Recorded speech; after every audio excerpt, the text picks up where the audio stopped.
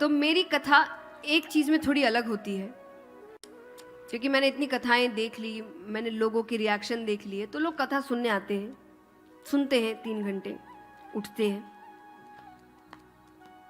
कपड़े झाड़ते हैं, घर जाते हैं, घर के कामों में लग के सब भूल जाते हैं।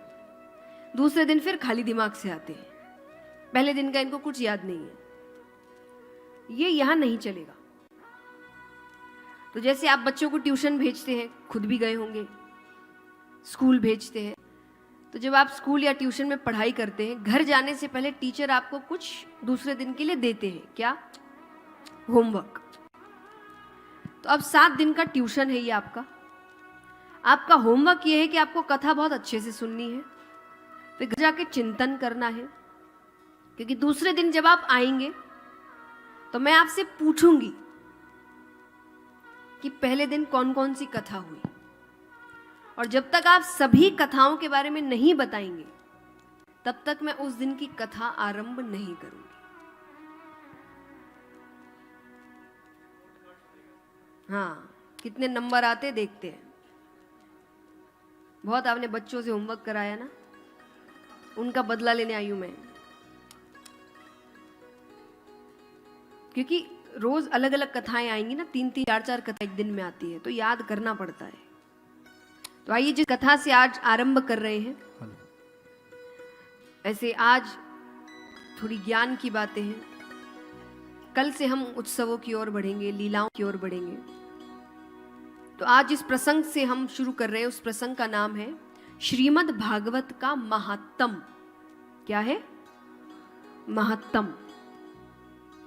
तो वेदव्यास जी ने पहले श्लोक में ही संपूर्ण ग्रंथ का सार लिख दिया, और सिर्फ ग्रंथ ही नहीं, समस्त वेदों उपनिषदों का सार लिख दिया, ये कह सकते हैं।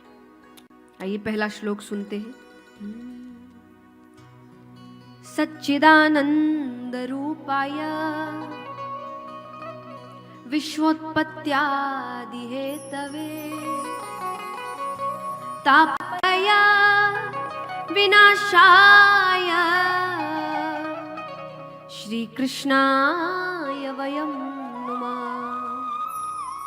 श्री कृष्णाय वयं नुमः। शास्त्रों में भगवान के 3 स्वरूप बताए गए हैं, सत्य, चित्त और आनंद मिलाकर हुए सच्चिदानंद। इसीलिए भगवान को सच्चिदानंद बुलाते हैं। ये 3 शब्दों से मिलकर बनता है, सत्य, चित्त और आनंद। सत्य माने सत्य। सत्य क्या है बताओ? सत्य की परिभाषा क्या है?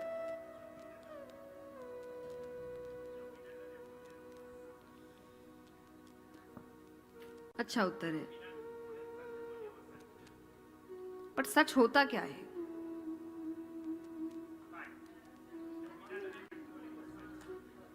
और अरे मन से तो बहुत कुछ निकलता है। अभी भगवान को नहीं भी मानने वाला अगर पूछेगा कि सत्य की परिभाषा क्या है, तो हम क्या बोल सकते? क्या है सत्य? अरे ये तो अंग्रेजी हुई।